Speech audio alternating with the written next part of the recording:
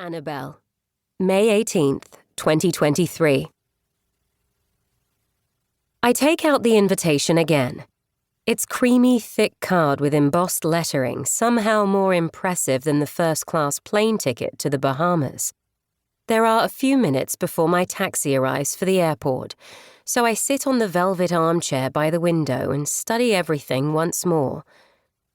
Dear Annabelle, it reads, I hope this invitation comes as a pleasant surprise. I am getting married in the summer next year, and would love it if you could be a bridesmaid. I have organized the hen party to take place on a completely private island in the Bahamas, and you don't need to spend a penny. Further details will follow about the wedding when you all arrive. Please write back to me to let me know you can make it. Full instructions are underneath, and I have included your plane tickets. Love, Poppy Greer. Poppy Greer, of all people. The invitation was a surprise, that was for sure. I haven't seen her in almost 10 years, haven't even spoken to her. Not since the end of our A-levels. Nor was she my favourite person. It's safe to say the four of us, that is me, Chloe, Esther and Tanya, didn't like Poppy that much and teased her for it. Harmless teasing, nothing serious. But still, it's a shock that she's invited us, let alone asked us to be her bridesmaids. I'm not going to turn down a free first-class flight and stay on a private island, Chloe said when we all discovered we'd had the same letter, especially if it's all four of us. There's a brochure in the envelope with the invitation and plane tickets.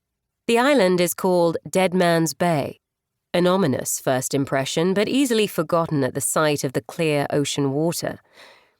There's a small wooden whitewashed pier that peeks out into the waves, showcasing a strip of the faraway mainland and the blue skies above. Inside the brochure, there are a couple of photographs of the island itself. Through lush, thick greenery is a tended lawn.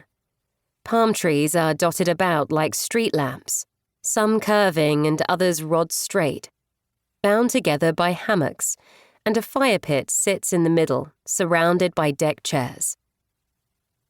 In the background, there's a glimpse of the white beach, sun loungers, and a small red and white striped open gazebo.